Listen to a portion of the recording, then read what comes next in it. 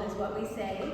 And I'd like to give you an overview of the library and our services, and then kind of let you know where we are right now situationally with our budget and operations, and then save a few minutes for Mary to talk about what it's like to be a volunteer at the library.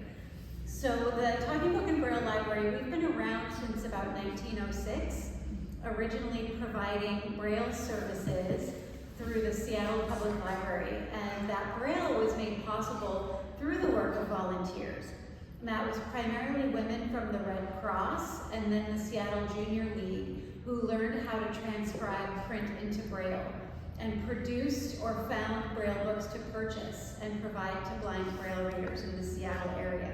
And that service began to expand as they produced and acquired more Braille books, and the Seattle Public Library looked at some census data and found more blind Braille readers throughout the state of Washington and expanded that service.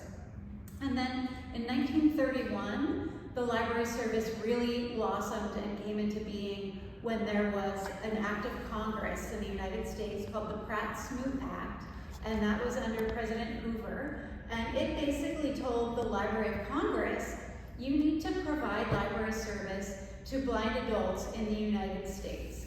And this was largely in response to serving blinded veterans of World War I who had lost their vision in combat or due to things like the use of mustard gas. So there was a large population of veterans who needed library service in Braille or audio. So the Library of Congress knew that this undertaking to serve the entire country would be very difficult to do on their own. So they created the National Library Service for the Blind and Print Disabled, which is a program of Library of Congress. And their mission was to create a network of cooperating libraries around the country to actually implement this service on the ground. And in 1931, Watauga was one of the first 18 libraries to be part of that network. And at the time, we also provided library service to Alaska and Montana. And over the years, a library for the National Library Service has been established in every state, also in Puerto Rico, the U.S. Virgin Islands, and there's a sub-regional of Hawaii and Guam. So now all of our libraries, and us included, and we serve Washington State only now, but the entire state, we all provide the basic library services required by the National Library Service for the Blind and Print Disabled, or NLS. And so that includes taking applications and bringing on board those eligible for our services, and that includes anyone with a qualifying print disability. So that is much broader than people who are blind. So it includes people who are blind, people with low vision, people who have difficulty holding a book or turning a page. So that could be arthritis or neuropathy, cerebral palsy, people with traumatic brain injuries, people with dementia, people who are deafblind, people who have reading disabilities like dyslexia, or even if somebody is on the autism spectrum. So really it's anybody who has difficulty reading standard print, they can qualify for our library service. So we onboard those patrons, take their applications, and then we provide access to the National Collection of Audiobooks in cartridge format that goes by mail, and everything goes by mail for free. We use Free Matter for the Blind, which is a postal subsidy, and we have equipment that we loan, digital talking book players that are very simple to use. So that equipment also goes free for long-term loan. And we provide access to the collection of Braille books for free, and audiobooks and magazines that go by mail. We also have something called BARD, which is the Braille and Audio Reading Download Service, which is a website and mobile app that has access to all our audiobooks and our electronic Braille books. And so people can download those books or use them on any mobile device. And the great thing about our books by mail or our books by download is there's never any waiting. You never have to put anything on hold because every book is available immediately and there are no due dates. So people can take their time reading their books, take all the time they need. So those are the basic requirements of service for the National Library Service. And our audiobook collection has well over 170,000 titles. We've got over 50,000 titles in Braille, and both those collections are continually growing. But our library provides many additional services because we have great support from the Washington State Library, which is our administrative organization here in the state of Washington, as well as the Secretary of State's office. And we have great support from volunteers. And we have great support from the two blind consumer groups, the Washington Council of the Blind and the National Federation of the Blind of Washington. And we also have our own facility. We are located in the downtown South Lake Union area in a great old building, a 1948 converted car dealership, which is a cool old building. Some of you may recognize it, you may have seen it if you've been in that area. So we have a great space. And the additional programs we offer, we have a youth services program that provides services for birth to 21, including early literacy, Braille literacy. We have a pen pal program. We do a summer reading program. We have programming throughout the year. When we're open to the public, we have a multi-sensory story time. We do collection development and have large print for young adults and juveniles. And we do a Braille challenge every year. And our youth librarian provides support to the Washington State School for the Blind, their library, and their teachers, and works with teachers of the visually impaired and families. So she's very active working in the community to support children who are blind, low vision, or have other print disabilities. We also have a training and assistive technology librarian who helps our patrons learn to download books, use our equipment or other assistive technology like refreshable Braille displays or devices that they may use to access our books in any format, or use the computer or use the iPhone using VoiceOver, which is how a blind person uses the iPhone. So we also have an outreach program where we go to tabling events and retirement homes and senior centers and care facilities and travel around the state. And we have our local book production departments, which is where we produce books in audio and Braille to supplement the national collection. And so in both those departments, we focus primarily on books that are about the Northwest, set in the Northwest, or by Northwest authors. Because the collection provided to us by NLS is very much like your general public library collection, but we can supplement that with Northwest interest titles. So both of those departments are primarily volunteer, work is done by volunteers primarily. In our audiobook department, we have about 150 volunteers, over 100 volunteer narrators, and then volunteer reviewers. They do an audition that is very rigorous to come on as a narrator. They do about 6 weeks of training, and then they narrate books, and they do some self-review and editing. And then the reviewers listen to the audio files, and they listen if there are any things that need corrections. And then we have 4 staff in that department, and they do another review of editing, they do corrections, and then there's markup of the book where metadata and navigation points get put in so that our readers can navigate through the book from chapter to chapter or section to section, or if it's a cookbook, from recipe to recipe. And then those books get uploaded to BAR, the National Braille and Audio Reading Download site. And the thing that's really important about that is those books are made available to our patrons in Washington, but they're also made available to all the other National Library Service patrons around the country, but also internationally through an international copyright agreement called the Marrakesh Treaty that makes available books in accessible formats, so audio and Braille, to people with print disabilities for any country that has ratified on this treaty through a cooperative organization called the Accessible Books Consortium. So those books can be downloaded in other countries to people with print disabilities. So the work that we're doing at our library has a global impact to help end the global book famine for people with print disabilities. And that's also true with our Braille books. And those are produced by volunteer transcribers who take a book that has been scanned or a hard copy book that they enter manually or adapt a scanned copy in Braille software. And then those books are embossed or the Braille file is uploaded to BARD and then again available nationally or internationally, increasing the collection. We also do tactile graphics that we include with the Braille books or on demand. And we've started working on graphic novels and working on scripts that we write that will accompany the production of the graphic novel. So the description of the images are integrated with the text so that people with print disabilities have access to those very popular materials as well. We also have a podcast called Literary Notes that is interviews with authors, and that's available to anyone. You don't have to have a print disability to access that. You can find it anywhere you get podcasts. So those are really great interviews with authors. And when we are producing a book by that author, we also include that interview as bonus material with the book. So that's a pretty cool feature. Thank you.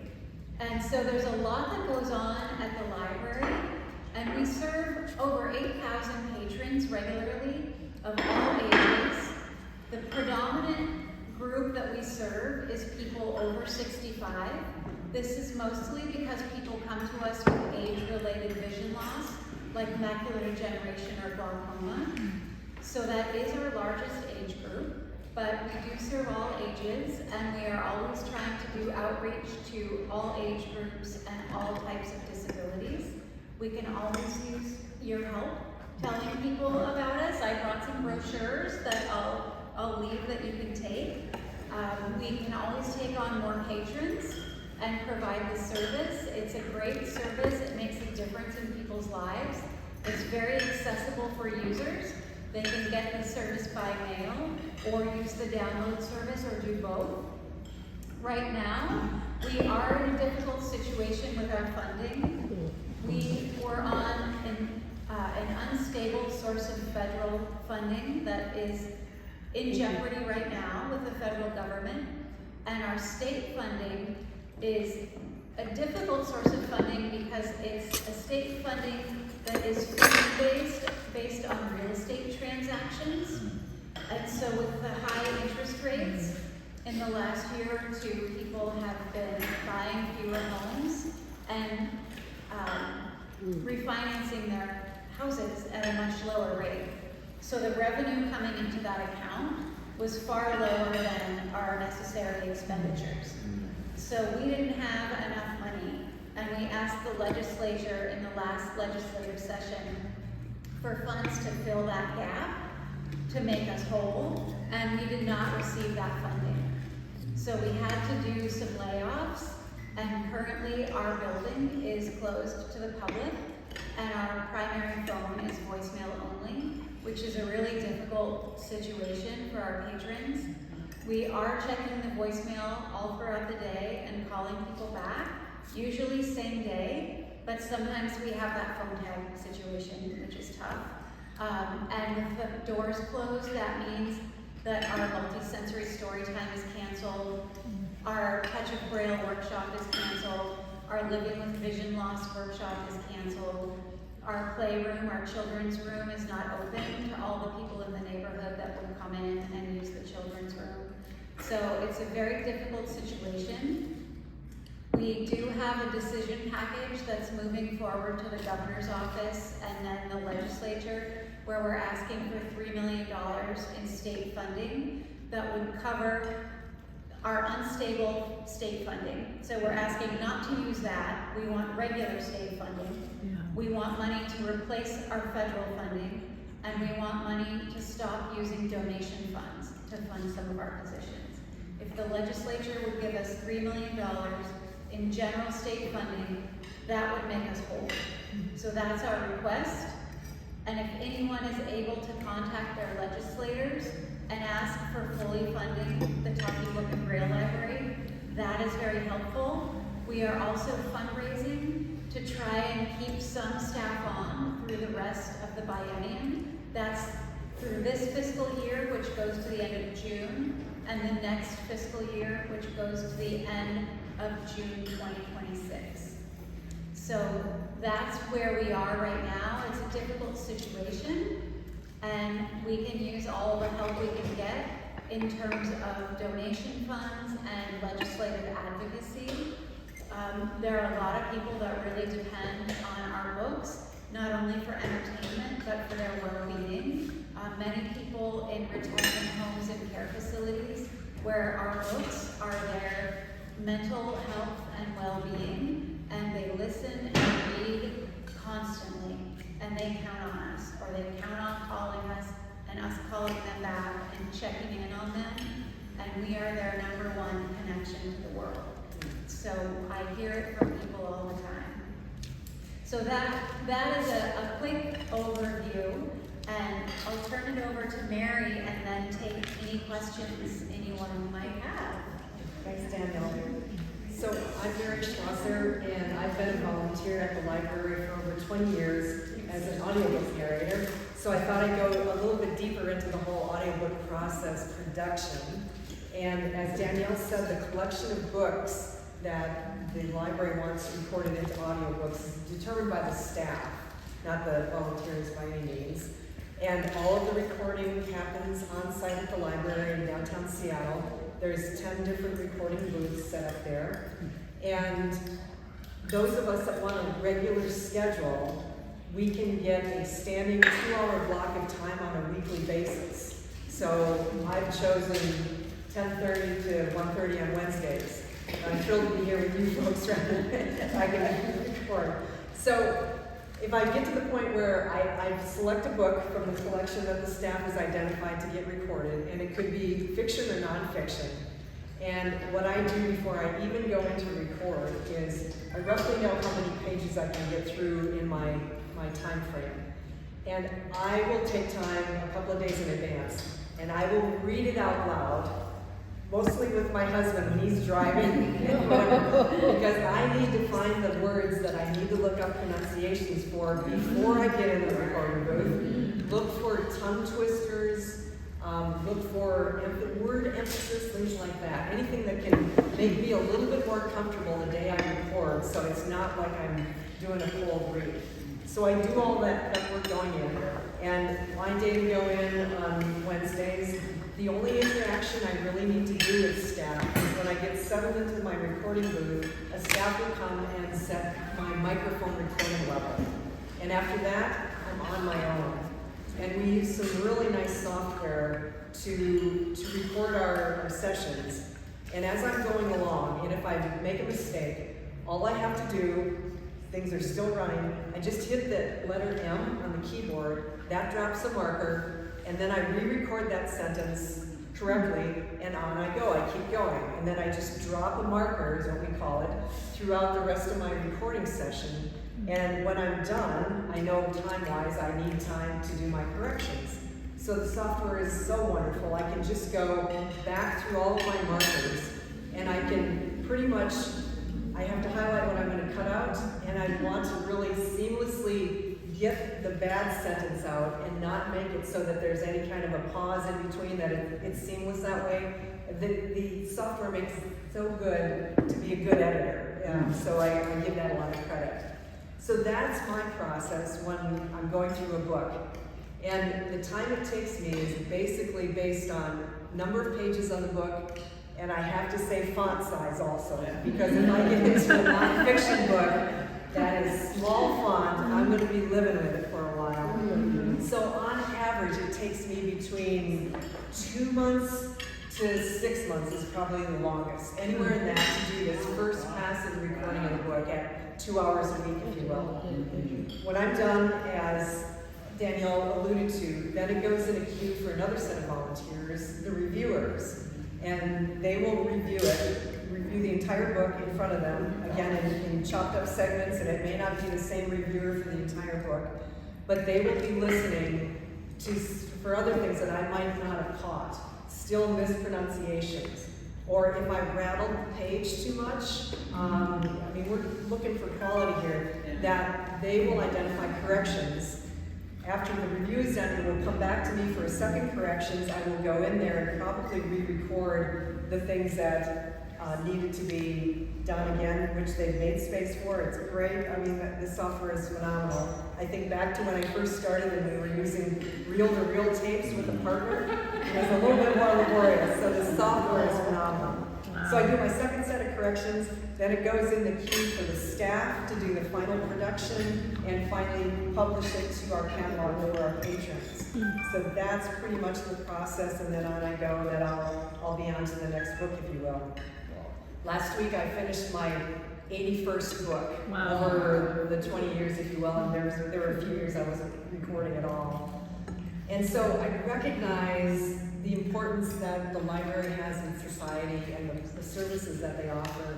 And I also recognize the responsibility I have to be an effective voice for each and every book that I'm out there recording to, give due to the author, if you will.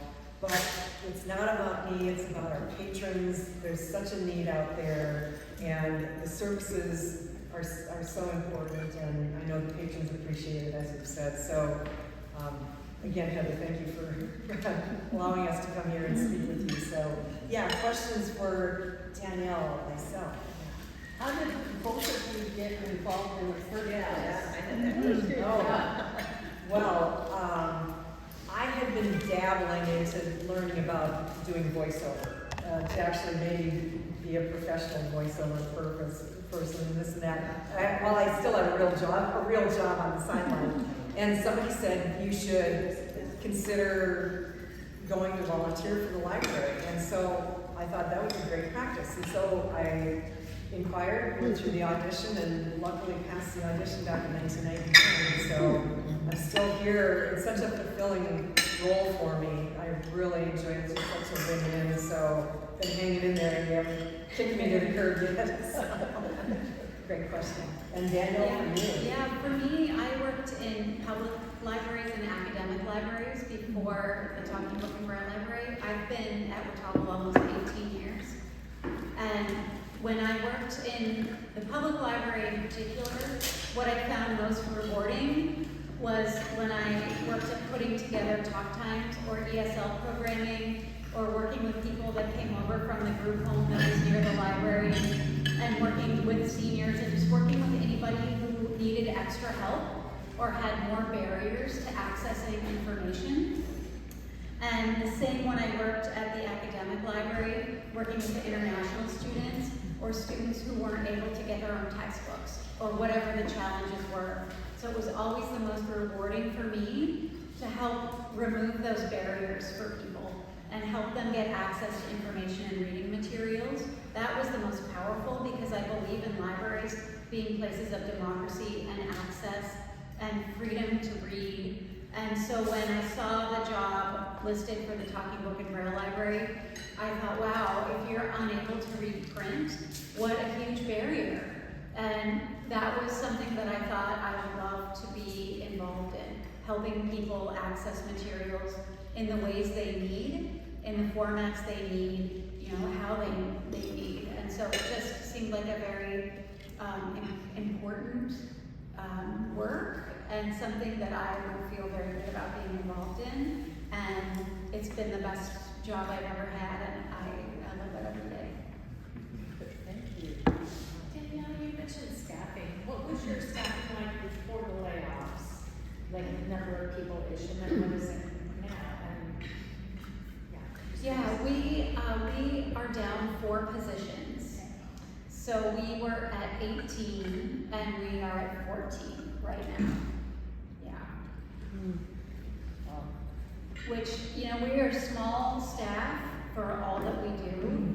And with our volunteers in the audio department and the Braille department, we have over 200 volunteers. And so they make, almost 5 or 6 full-time employee equivalents. So, I mean, I can't emphasize enough how much the impact of our volunteers is on our service. So they are an incredibly important group for us. Do you have a team of people writing for grants and things like that as well, and We fundraising? have one position, we are part of we're under a 501c3, where we can accept donations and where we have an endowment, things like that, Oh, good. called the ALL Foundation. It stands for Archives, Library, Legacy, Okay. and it supports the state library and us, the Talking Book and Braille Library, the Washington State Archives, and the Legacy Washington program. And the staff person for that, the ALL Foundation administrator, she has the ability to work on grants. And the challenge for us right now is whether a grant will be open to being more for operational funds rather than a specific project. Sure. Because it's difficult for us right now, being stretched so thin, to be able to come up with a project for when we have, I mean, I'm doing circulation some days, and I'm doing new borrower applications, and I'm doing reader's advisory, and we're all kind of doing everything just to keep moving right now. And so to come up with a specific project to get funding for a grant would be challenging, where funding coming in to help us with general operations, or things like our summer reading program materials, or materials for our Braille challenge, you know, things that we already are doing that require funding, things like that could be very helpful. But if it's very project oriented, which some grants are, that's difficult for us. But we do have somebody who can help write grants for us. Okay. How many people are signed up for the program? We've got about 8,000, but we could,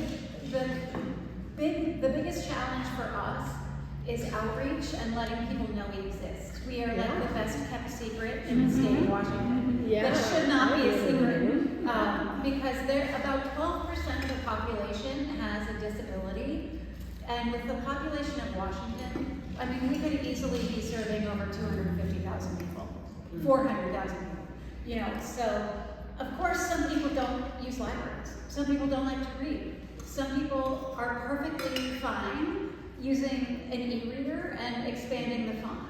Some people are happy buying audiobooks from Audible. They have money and they can do that. So not everybody will want to use us, but there are a lot of people out there that could really benefit from our service that just don't know about us. The authored podcast you talked about. Yes. What was it? Do you know what its name? It's called Literary Notes. Yes. You mentioned that if the state were to give you $3 million, that would short things up. So that $3 million is that like a long-term situation, or is that it's like, so obviously you don't go for $3 million a year, but it's like, boy, if we had that, then we're stable, then. Well, that would be $3 million a year. A year. And so we would need to continually get that. Right. From the state. Gotcha. Okay, so there's $3 million. Okay, gotcha. And how much federal funding was cut? Well, it was cut and then restored, and right now with the government shutdown, it's on hold. And then the Trump administration wants to eliminate it completely. This is through the Institute of Museum and Library Services, and we get money through a program called Grants to States.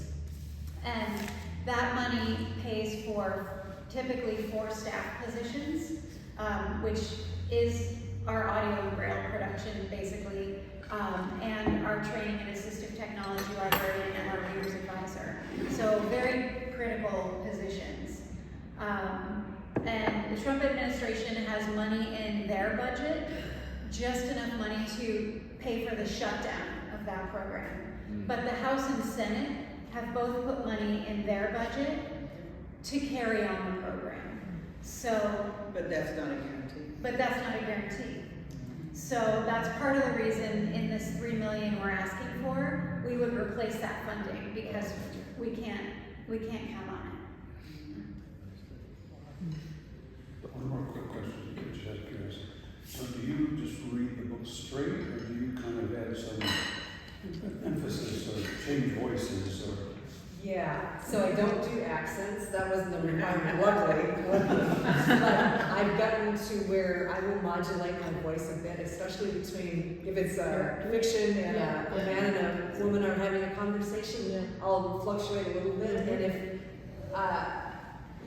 if we really have to, like a slow talker, I'll do things like that. So I'm pretty conservative with what I do, but I've gotten more into it because I'm such a consumer of audiobooks myself, and so I'm trying not to go overboard, but give the a little bit more of a hint on the nonfiction. And Zhuzh it up a little bit. yes, exactly. One of our approaches to it has always been, and with NLS having done audiobooks since the 30s, we're really the original audiobook. The kind of thought behind it has always been a little bit more of not a straight read exactly, but less theatrical.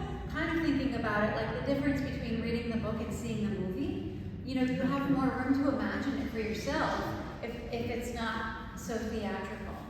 So that's what many of our patrons, at least older patrons, are used to, having used the service for longer. Do you have a lot more women narrators than male narrators? No. No. Oh. Well, that's It's really a mix. Yeah. But some patrons, many patrons will. Mary and I were just talking about this earlier. Some patrons will select books just based on the narrator. If they find a narrator they really like, they'll just read all those books. They don't care what the book is. But conversely, they may also not get books just based on the narrator. If it's a narrator they don't like.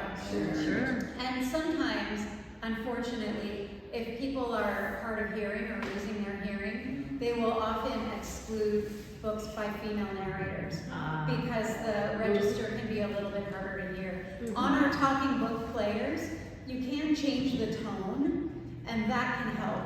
So you can change the tone of the voice, and sometimes that helps when people are hard of hearing. I apologize. Flexibility. Thank you. Thank you very much. What's been your favorite book tonight? Oh, and Mark, before you go, I've been approved. I actually got to do a series of books from a local author. Her name is Kat Richardson, and it was kind of a fantasy fiction with vampire undertone, but it was all set in Seattle, and she would use landmarks in Seattle and then still have this vampire vibe going on, and I got to do 9 of her books, which was And which books were there? I missed that part. Kat Richardson is the author. It's the Grey Walker series. Oh, yeah, okay. That was probably a lot of fun to do that for sure. And I have to confess, one of my worst corrections that came back from a reviewer. So I'm not a Washington native. I grew up in the Midwest, but I moved down here 30 years ago. So I only knew Cheney, Cheney, as the vice president did.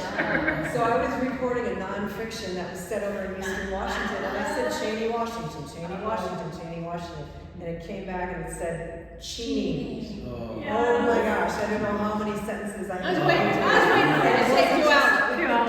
2 hours is a big one. Yeah. So now his name is Cheney. Yes, exactly. Oh my gosh, Would it be easier just to reread the whole book? maybe so, yeah, that was wild. Oh, that's So,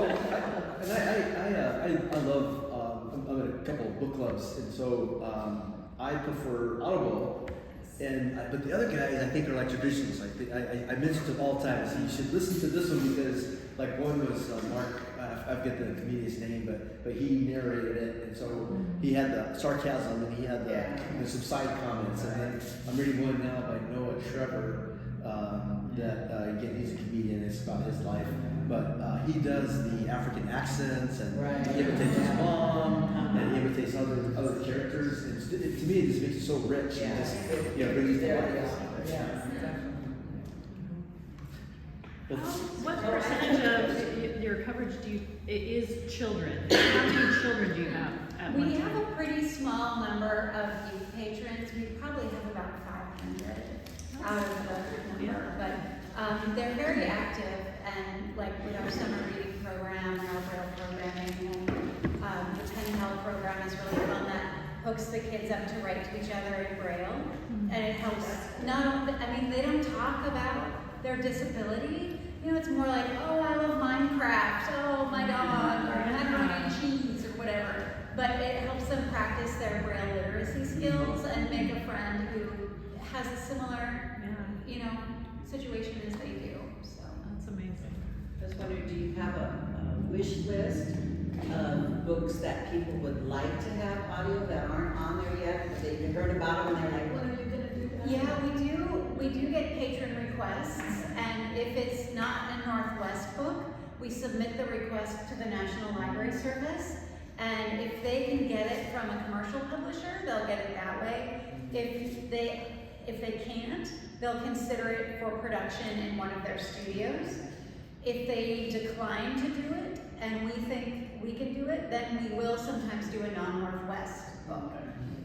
But we want to make sure it's something that we think would be a good addition to the collection, and more than just one person would. Because the book production is a lot of work. Yeah. So, So is all that halted right now as well, since the building is not open? no, the volunteers, we gave them key cards. Oh, so they nice. can get in. Good. They have access. Great, yeah.